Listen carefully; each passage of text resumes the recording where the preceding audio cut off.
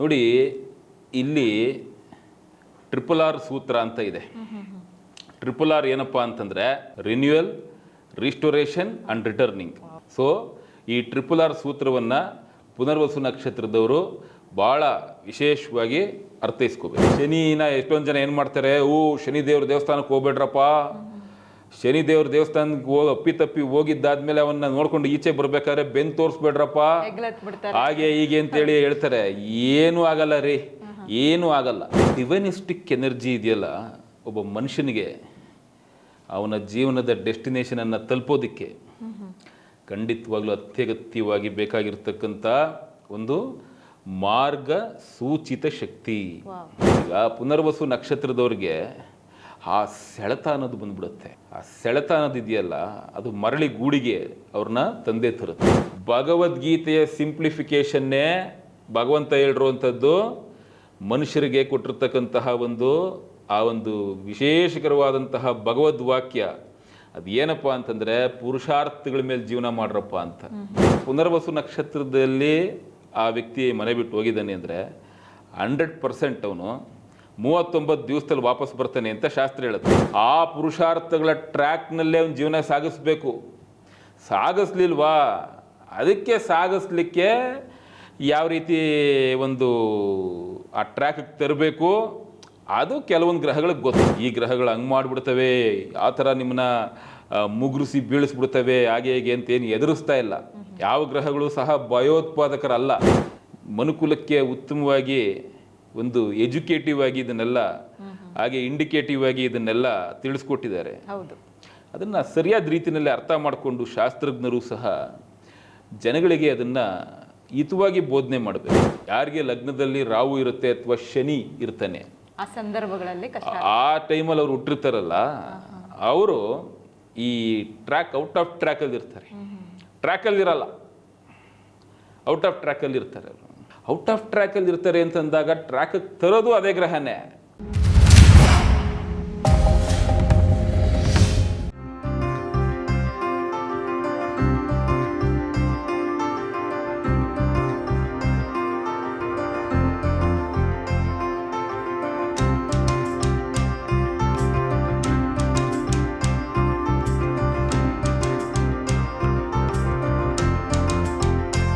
ಶ್ರೀಗಂಧ ವಾಹಿನಿಯ ಇಷ್ಟಾರ್ಥ ಸಿದ್ಧಿರಸ್ತು ಕಾರ್ಯಕ್ರಮದ ಆಸ್ಟ್ರಾಲಜಿಕಲ್ ಪಾಡ್ಕಾಸ್ಟ್ಗೆ ತಮ್ಮೆಲ್ಲರಿಗೂ ಆತ್ಮೀಯವಾದ ಸ್ವಾಗತ. ಇವತ್ತಿನ ಆಸ್ಟ್ರಾಲಜಿಕಲ್ ಪಾಡ್ಕಾಸ್ಟ್ನಲ್ಲಿ ನಕ್ಷತ್ರಗಳ ಕುರಿತು ಮಾಹಿತಿಯನ್ನ ನೀಡಲಿದ್ದಾರೆ ಪರಾಶರ ಆಸ್ಟ್ರಾಲಜಿಕಲ್ ಹಬ್ ಹಾಗೂ ಪರಾಶರ ಜ್ಯೋತಿಷ್ಯ ಸಂಸ್ಥಾನದ ವ್ಯವಸ್ಥಾಪಕ ನಿರ್ದೇಶಕರಾದ ನಿರಂಜನ್ ಭಾರದ್ವಾಜ್ ಗುರುಗಳು. ಗುರುಗಳೇ, ಕಾರ್ಯಕ್ರಮಕ್ಕೆ ತಮಗೆ ಹೃತ್ಪೂರ್ವಕವಾದ ಸ್ವಾಗತ. ನಮಸ್ಕಾರಮ್ಮ. ಶ್ರೀಗಂಧ ವಾಹಿನಿಯ ಸಮಸ್ತ ವೀಕ್ಷಕರಿಗೂ ನಮಸ್ಕಾರಗಳು. ಗುರುಗಳೇ, ಇವತ್ತಿನ ನಮ್ಮ ಆಸ್ಟ್ರಾಲಜಿ ಪಾಡ್ಕಾಸ್ಟ್ ನಲ್ಲಿ ನಮ್ಮ ವೀಕ್ಷಕರಿಗಾಗಿ ಯಾವ ನಕ್ಷತ್ರದ ಬಗ್ಗೆ ತಿಳಿಸ್ಕೊಡ್ತಾ ಇದ್ದೀರಾ? ಇವತ್ತು ಪುನರ್ವಸು ನಕ್ಷತ್ರದ ಬಗ್ಗೆ ಮಾತಾಡ್ತೀನಿ. ಬಹಳ ಡಿವೈನ್ ಎನರ್ಜಿಯನ್ನ ಹೊಂದಿರತಕ್ಕಂಥ ಒಂದು ನಕ್ಷತ್ರ ಪುನರ್ವಸು ನಕ್ಷತ್ರ. Yes, Punarvasu it is meant for divine energy. Divinistic energy ಇದೆಯಲ್ಲ, ಒಬ್ಬ ಮನುಷ್ಯನಿಗೆ ಅವನ ಜೀವನದ ಡೆಸ್ಟಿನೇಷನನ್ನು ತಲುಪೋದಕ್ಕೆ ಖಂಡಿತವಾಗ್ಲೂ ಅತ್ಯಗತ್ಯವಾಗಿ ಬೇಕಾಗಿರ್ತಕ್ಕಂಥ ಒಂದು ಮಾರ್ಗ ಸೂಚಿತ ಶಕ್ತಿ ಅಂತಂದ್ರೂ ತಪ್ಪಾಗಲ್ಲ. ಈ ಪುನರ್ವಸು ನಕ್ಷತ್ರನ ಈ ಖಗೋಳ ಶಾಸ್ತ್ರದಲ್ಲಿ ಯಾವ ಹೆಸರಿನಿಂದ ಕರೀತಾರೆ? ಸಹಜವಾಗಿ ಕ್ಯಾಸ್ಟರ್ ಅಂಡ್ ಪಾಲಕ್ಸ್ ಅಂತ ಇದಕ್ಕೆ ಇರ್ತಕ್ಕಂಥ ಒಂದು ಹೆಸರು. ವಿಜ್ಞಾನಿಗಳು ಅಂದರೆ ಖಗೋಳ ಶಾಸ್ತ್ರಜ್ಞರು, ಹಾಗೆ ಆಸ್ಟ್ರೋಫಿಸಿಸಿಸ್ಟ್ಸ್, ಹಾಗೆ ಅಸ್ಟ್ರಾನಮರ್ಸ್ ಸಹಜವಾಗಿ ಇದನ್ನ ಜಸ್ಟ್ ಪಾಲಕ್ಸ್ ಅಂತ ಕರೀತಾರೆ. ಬಟ್ ಇದಕ್ಕೆ ಕ್ಯಾಸ್ಟರ್ ಅಂಡ್ ಪಾಲಕ್ಸ್ ಅಂತ ಅಥವಾ ಕ್ಯಾಸ್ಟರ್ ಪಾಲಕ್ಸ್ ಅಂತ ಒಂದೇ ನೇಮ ಅಥವಾ ಎರಡು ನೇಮ? ಅದು ದ್ವಂದ್ವ ನಾಮ ಇದು. ಅಥವಾ ಇದು ಒಂಥರ ಜೋಡಿ ಹೆಸರಿದ್ದಂಗೆ. ಅಂದ್ರೆ ಈಗ ಸಿಂಪಲ್ ಆಗಿ ಏನಪ್ಪಾ ಅಂದ್ರೆ ಫಸ್ಟ್ ನೇಮ್ ಸೆಕೆಂಡ್ ನೇಮ್ ಇದ್ದಂಗೆ, ಅಥವಾ ಫಸ್ಟ್ ನೇಮ್ ಲಾಸ್ಟ್ ನೇಮ್ ಇದ್ದಂಗೆ ಪಾಲಕ್ಸ್ ಅಂತ ಜನರಲಿ ಕರಿಬಹುದು. ಪುನರ್ವಸು ನಕ್ಷತ್ರದಲ್ಲಿ ಜನಿಸಿದವರ ವೈಶಿಷ್ಟ್ಯತೆ ಏನು ಹಾಗೂ ಇದರ ಆಕಾರ ಯಾವ ರೀತಿ ಕಾಣಿಸುತ್ತೆ? ಸಹಜವಾಗಿ ಬಿಲ್ಲು ಬಾಣದ ಆಕೃತಿಯಲ್ಲಿ ಕಾಣ್ತಕ್ಕಂತಹ ಒಂದು ನಕ್ಷತ್ರ ಇದು. ಬಿಲ್ಲು ಬಾಣದ ಆಕೃತಿ ಅಂದ್ರೆ ಬತ್ತಳಿಕೆಯಲ್ಲಿ ಬಾಣ ತುಂಬಿರೋ ಹಾಗ ಅದು?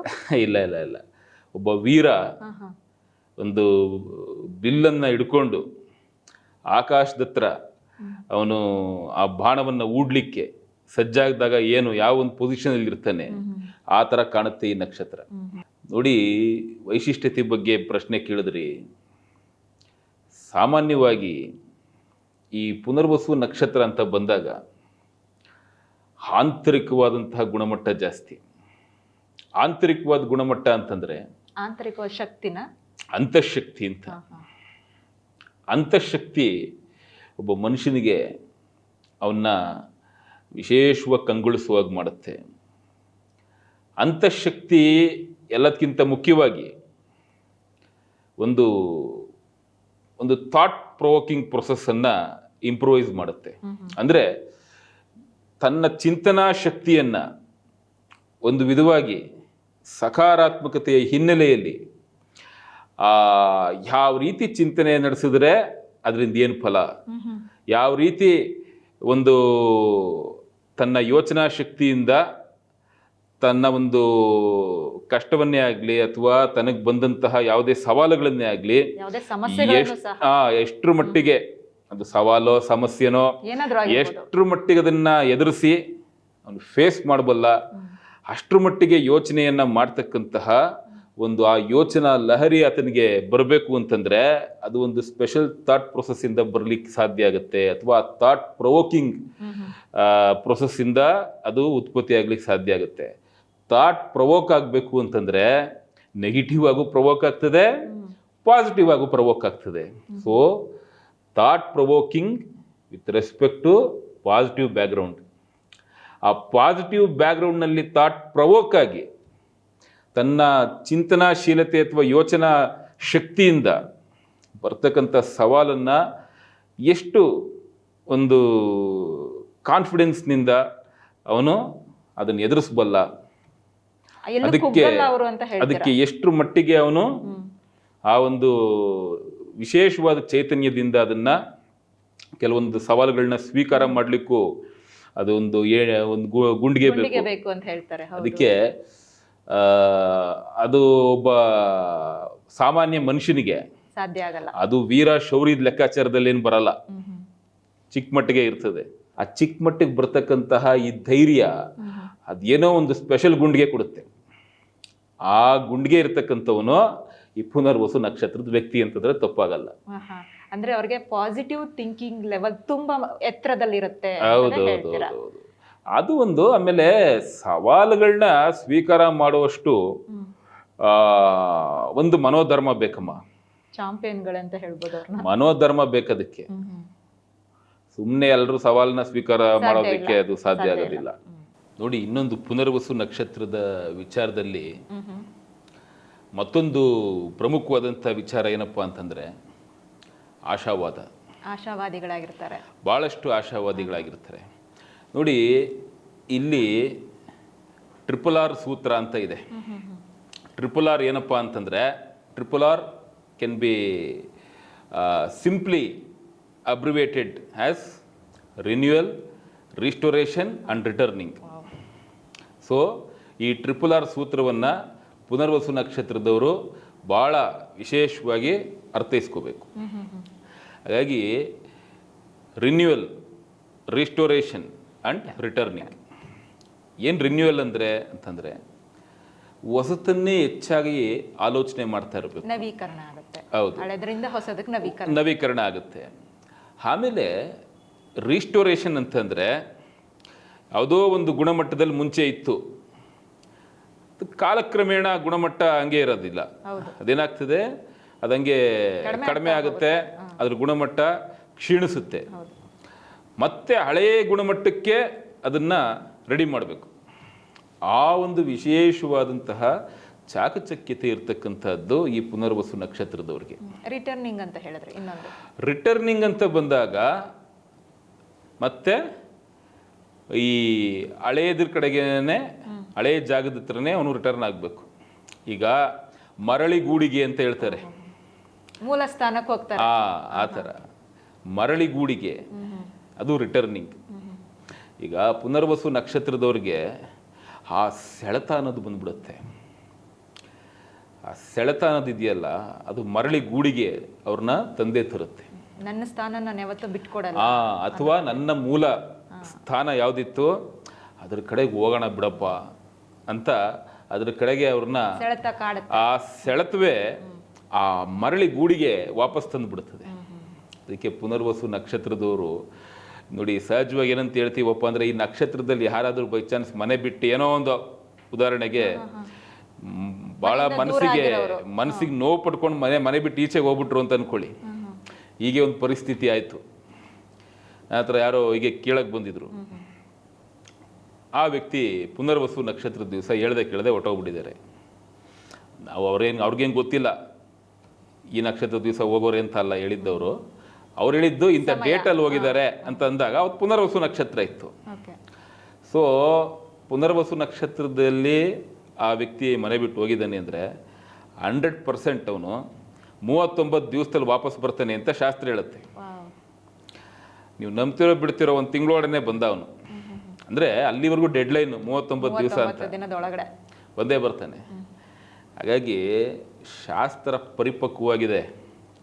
ಅನಲೈಸ್ ಮಾಡುವಷ್ಟು ಎಬಿಲಿಟಿ ಇರಬೇಕಷ್ಟೆ.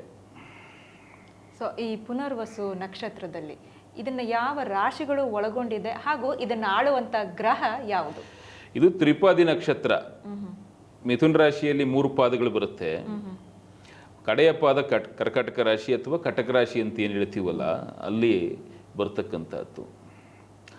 ಕರ್ಕಾಟಕ ರಾಶಿಯಲ್ಲಿ ಬರ್ತಕ್ಕಂಥ ಕಡೆಯ ಪಾದ ಅದರದ್ದು ಲಕ್ಷಣಗಳು ಸ್ವಲ್ಪ ಮಾಡಿಫೈ ಆಗ್ತದೆ. ಅದು ಈ 3 ಪಾದದ ಥರ ಒಂದಷ್ಟು ವಿಚಾರಗಳಿರಲ್ಲ. ನೋಡಿ, ಪುರುಷಾರ್ಥಗಳ ಮೇಲೆ ಮನುಷ್ಯನ ಜೀವನ, ಇದನ್ನು ಅರ್ಥ ಮಾಡ್ಕೋಬೇಕು. ಏನು ಪುರುಷಾರ್ಥಗಳು? ಚತುರ್ವಿಧ ಫಲಪುರುಷಾರ್ಥಗಳನ್ನ ಭಗವಂತ ತಿಳಿ ಹೇಳಿದ್ದಾನೆ. ಎಷ್ಟೊಂದು ಜನ ಹೇಳ್ತಾರೆ ಭಗವದ್ಗೀತೆನಲ್ಲಿ ಏನ್ರಿ ಎಷ್ಟೊಂದು ವಿಷಯ ಇದೆ, ಯಾವ್ದನ್ನ ಅರ್ಥ ಮಾಡ್ಕೋಬೇಕು, ಅದನ್ನ ಸಿಂಪ್ಲಿಫೈ ಆಗಿ ಹೇಳಿ ಅಂತ ಹೇಳ್ತಾರೆ.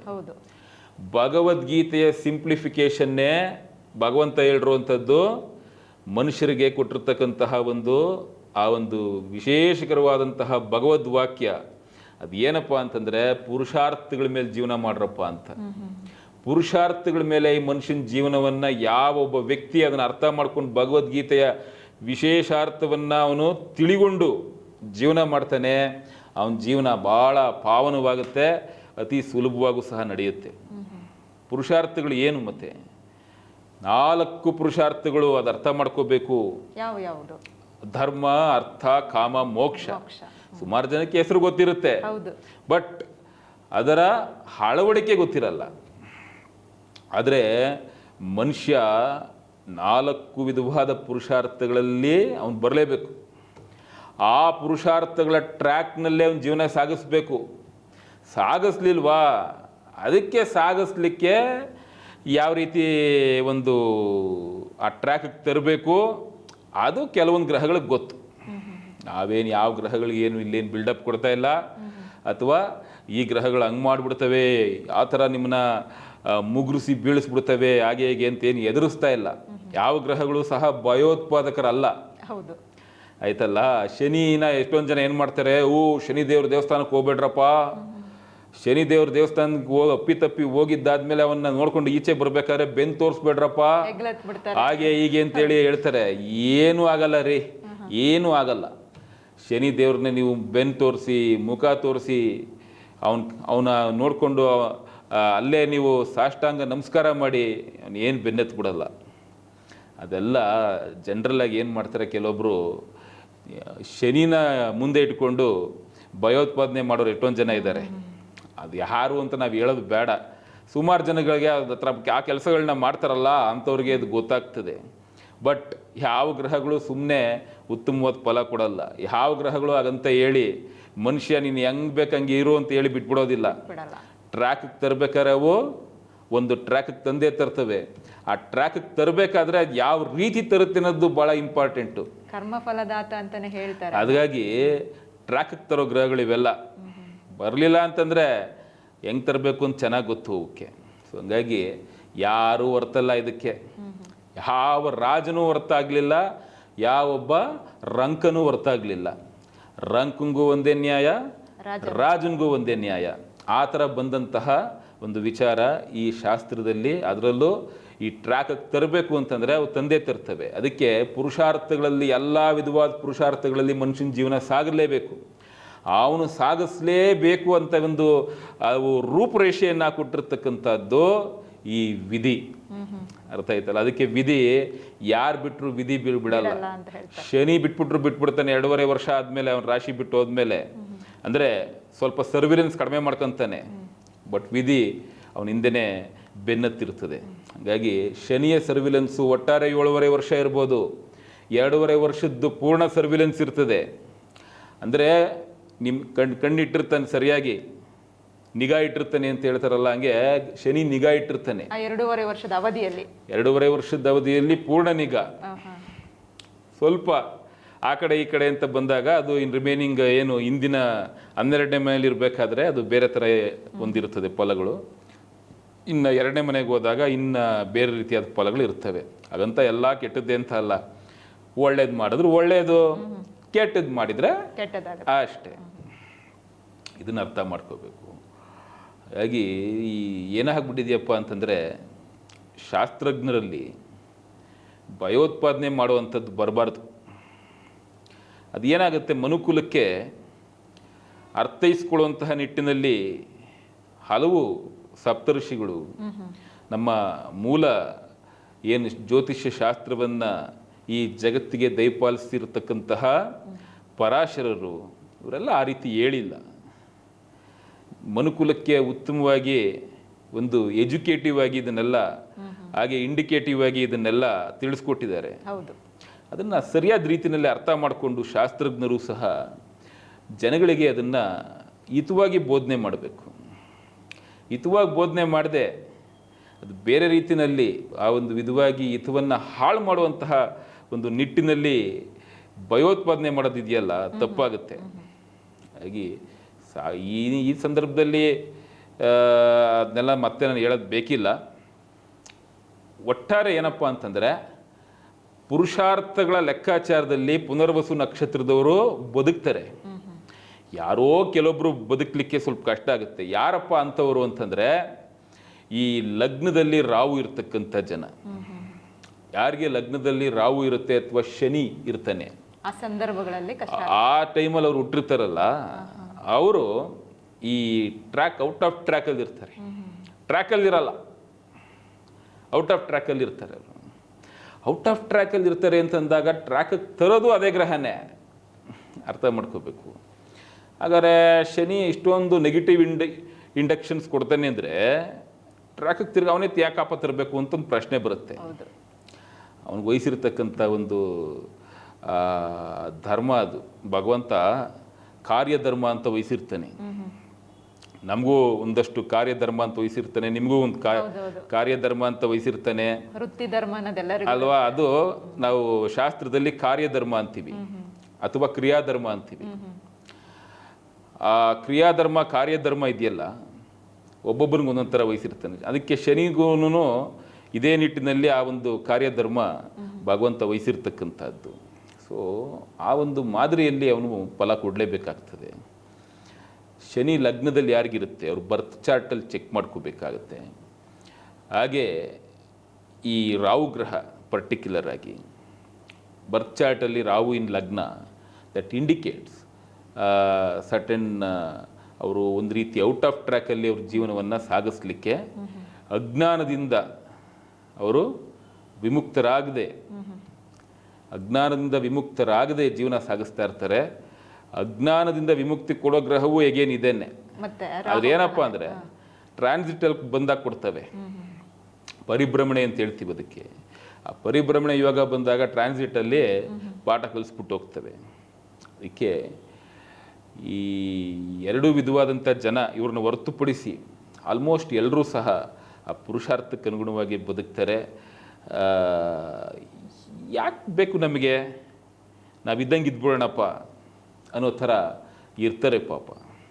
ಬಟ್ ಜೀವನವನ್ನು ಮುನ್ನಡೆಸ್ಕೊಂಡು ಹೋಗುವಷ್ಟು ಆ ತಾಳ್ಮೆ, ವ್ಯವಧಾನ, ಎಲ್ಲದಕ್ಕಿಂತ ಮುಖ್ಯವಾಗಿ ಪರಿಜ್ಞಾನ ಭಾಳ ಚೆನ್ನಾಗಿರುತ್ತೆ ಈ ಪುನರ್ವಸು ನಕ್ಷತ್ರದವ್ರಿಗೆ. ರಾಹು ಗ್ರಹ ಇದ್ದಾಗ ಪುರುಷಾರ್ಥಗಳ ಟ್ರ್ಯಾಕ್ ಬಿಟ್ಟು ವ್ಯಕ್ತಿಗಳು ಹೊರಗಿರ್ತಾರೆ. ಏನಾಗುತ್ತೆ, ಇದು ಅರ್ಥಕ್ಕೆ, ಅರ್ಥ ಅನ್ನುವಂತಹ ಪುರುಷಾರ್ಥ ಏನಿದೆ, ಎರಡನೇ ಪುರುಷಾರ್ಥ, ಅದಕ್ಕೆ ಹೆಚ್ಚು ಒತ್ತು ಕೊಡ್ತಕ್ಕಂತಹ ಒಂದು ನಕ್ಷತ್ರ ಇದು. ಕಲಿಗಾಲದಲ್ಲಿ ಪರ್ಟಿಕ್ಯುಲರ್ ಆಗಿ ಈ ಅರ್ಥಪ್ರಜ್ಞೆ ಎಲ್ರಿಗೂ ಜಾಸ್ತಿ. ಅಂದರೆ ನಾನು ಆಗಿರಬೇಕು, ಈಗಿರಬೇಕು, ಲೌಕಿಕವಾಗಿ ಸಿಕ್ಕಾಬಟ್ಟೆ ಸಮೃದ್ಧಿಯನ್ನು ಹೊಂದಬೇಕು, ಬದುಕನ್ನು ಕಟ್ಕೊಳ್ಳೋ ರೀತಿಯಲ್ಲೇ ನೋಡಿ. ಆ ರೀತಿ ತಪ್ಪಲ್ಲ, ಎಲ್ರಿಗೂ ಇರ್ತಕ್ಕಂತಹ ಒಂದು ಹಿತಾಸಕ್ತಿಯೇ. ಆದರೆ ಅದು ಎಲ್ರಿಗೂ ಒಂದೇ ಥರ ಭಗವಂತ ಕರುಣಿಸ್ತಾನ, ಅದು ಕೊಡಲ್ಲ ಹಂಗೆ. ಅಥವಾ ಆ ರೀತಿ ನಾವೇ ಪ್ರಯತ್ನ ಪಟ್ಟು ಪಡ್ಕೊಳಕ್ಕೆ ಹೋದಾಗ ಯಾವ ರೀತಿ ಸವಾಲುಗಳನ್ನ ಫೇಸ್ ಮಾಡಬೇಕಾಗ್ತದೆ. ಈಗ ಎದುರುಗಡೆ ಮನೆಯವನು BMW ತೊಗೊಂಡ್ಬಿಟ್ಟ, ನನ್ನ ಹತ್ರ ಬರೀ ಯಾವುದೋ ಒಂದು ಕ್ರೆಟಾ ಕಾರ್ ಇದೆಯೋ ಅಥವಾ ಒಂದು ಇನ್ನೊಂದು ಯಾವುದೋ ಅದಕ್ಕಿನ್ನ ಕಡಿಮೆದು ದರ್ಜೆದು ಯಾವುದೋ ಒಂದು ಕಾರ್ ಇದೆ ಅಂತಂದಾಗ ನಾನು BMW ತೊಗೊಬೇಕು ಅಂದ್ರೆ ಹೇಗೇನು ನನ್ನ ಶಕ್ತಿ ಮೀರಿ ಸಾಲ ಮಾಡಬೇಕಲ್ವ. ಕಂಪೇರ್ ಮಾಡಿಕೊಂಡು ನಾನು ಅವನ ಥರನೇ ಜೀವನ ಸಾಗಿಸ್ಬೇಕು ಅಂತ ಹೋದಾಗ, ಅಥವಾ ನೀವು ಯಾರೋ ರಿಲೇಷನ್ಸ್ ತೊಗೊಂಡ್ಬಿಟ್ಟಿದ್ದಾರೆ, ಕ್ಲೋಸ್ ರಿಲೇಟಿವ್ ತೊಗೊಂಡ್ಬಿಟ್ಟಿರ್ತಾರೆ, ಇವತ್ತಿನ ಕಾಲದಲ್ಲಿ ಏನು ಅವ್ರು ತೊಗೊಂಡಿದ್ದಾರೆ ನಾವು ತೊಗೊಬೇಕು, ಅವ್ರಿಗಿನ್ನೇನು ಕಡಿಮೆ ಇಲ್ಲ. ಸೊ ಕಂಪೇರ್ ಮಾಡ್ಕೊತಾರೆ. ಅದು ತಪ್ಪು ಅಂತ ನಾನು ಹೇಳ್ತಾ ಇಲ್ಲ, ಮಾಡ್ಕೊಂಡು ಇರಲಿ, ಪೈಪೋಟಿ ಇರಲಿ, ಬದುಕೋದ್ರಲ್ಲೂ ಕಾಂಪಿಟೇಷನ್ ಇರಲಿ, ಕುತ್ತಿಗೆಗೆ ಬರೋ ಥರ ಯಾವತ್ತೂ ಮಾಡ್ಕೋಬಾರ್ದು. ಅತಿ ಆಗೋದು ಬೇಡ ಅಂತ. ಅತಿ ಆದರೆ ಅದು ಒಳ್ಳೇದಲ್ಲ. ಆ ಒಂದು ವಿಧವಾಗಿ ಆ ಕಾಂಪಿಟೇಷನ್ಗೂ ಒಂದು ಸ್ಪಿರಿಟ್ ಅಂತ ಇರ್ತದಲ್ಲ, ಆ ಸ್ಪಿರಿಟ್ ಓವರ್ ಸ್ಪಿರಿಟ್ ಆಗಬಾರ್ದು. ಓವರ್ ಸ್ಪಿರಿಟ್ ಆದಾಗ ಏನಾಗ್ತದೆ, ಕುತ್ತಿಗೆಗೆ ಬರುತ್ತೆ. ಅದು ಇಂಪಾರ್ಟೆಂಟ್ ವಿಷಯ, ಅರ್ಥ ಮಾಡ್ಕೋಬೇಕು. ಈ ಪುನರ್ವಸು ನಕ್ಷತ್ರವನ್ನು ಆಳುವಂಥ ಗ್ರಹ ಯಾವುದು? ಗುರುಗ್ರಹ ಆಳ್ತಕ್ಕಂಥದ್ದು ಈ ನಕ್ಷತ್ರವನ್ನು. ಈ ಗುರುಗ್ರಹ ಯಾವ ರೀತಿಯಲ್ಲಿ ಪ್ರಭಾವವನ್ನು ಬೀರುತ್ತೆ ನೋಡಿ. ಗುರುಗ್ರಹ it is the planet that is having the lot of significations, especially ಈ ಕರುಣೆಗೆ, ಗುರುಗ್ರಹ ಕಾರುಣ್ಯಕ್ಕೆ ಕಾರಕ. ಅದಕ್ಕೆ ಪುನರ್ವಸು ನಕ್ಷತ್ರದವ್ರಿಗೆ ಮೊದಲು ಆ ಕರುಣಾಶೀಲತೆ ಇರುತ್ತೆ. ಇನ್ನೊಬ್ರು ಕಂಡ್ರೆ ಕನಿಕರ, ಆ ಕನಿಕರದಿಂದ ಔದಾರ್ಯ ಬೆಳೆಯುತ್ತೆ. ಕನಿಕರದಿಂದ ಅವ್ರಿಗೆ ಔದಾರ್ಯ ಬೆಳೆಯುತ್ತೆ. ಔದಾರ್ಯದಿಂದ ನನ್ನಂತೆ ಅವನಂತೆ ನಾನು ಅನ್ನುವಂತಹ ಒಂದು ಸೌಹಾರ್ದತೆ ಬೆಳೆಯುತ್ತೆ. ಔದಾರ್ಯತೆಯಿಂದ ಸೌಹಾರ್ದತೆ ಅನ್ನುವಂಥದ್ದನ್ನು ನಾವಿಲ್ಲಿ ಅರ್ಥ ಮಾಡ್ಕೋಬೇಕು. ಹಾಗಾಗಿ ಇನ್ನೊಬ್ಬನ್ನ ಕಂಡು ಅವನಲ್ಲಿ ಯಾವುದೇ ಒಂದು ಕಲ್ಮಶವನ್ನು ಹುಡುಕದೆ, ಅಥವಾ ಕಲ್ಮಶ ಇದ್ದರೂ ಅವನಲ್ಲಿ ಏನೋ ಒಂದು ರೀತಿಯಾದಂತಹ ವಿಶ್ವಾಸದಲ್ಲಿ ಇದ್ಕೊಂಡು ಹೋಗ್ಬೇಕಪ್ಪ, ಅವನ ಜೊತೆಗೆ ನಾನು ವಿಶ್ವಾಸದಲ್ಲಿ ಇದ್ಕೊಂಡು ಹೋಗ್ಬೇಕಪ್ಪ ಅನ್ನುವಂತಹ ಒಂದು ಆ ಔದಾರ್ಯಯುಕ್ತ ಸೌಹಾರ್ದತೆ ಬೆಳೆಯುತ್ತಲ್ಲ, ಅದು ಸ್ಟ್ರೆಂತ್ ಪಾಯಿಂಟು, ಹಾಗೆ ಪಾಸಿಟಿವ್ ಪಾಯಿಂಟ್. ಅಂದರೆ ಇವರು ಜೊತೆಗಿರೋರನ್ನ ಕೈ ಹಿಡಿದು ಮೇಲೆ ಕೆತ್ತಾರೆ ಅಂತ ಹೇಳ್ತಾರೆ. 100% ಅಷ್ಟು ಅವ್ರಿಗೆ ಮನೋಧರ್ಮ ಚೆನ್ನಾಗಿರುತ್ತೆ. ನಾನು ಅದಕ್ಕೆ ಸ್ಟಾರ್ಟಿಂಗ್ ಹೇಳಿದೆ, ಭಾಳ ಮನೋಧರ್ಮವನ್ನು ಹೊಂದಿರತಕ್ಕಂಥ ಜನ ಇವರು ಅಂತ.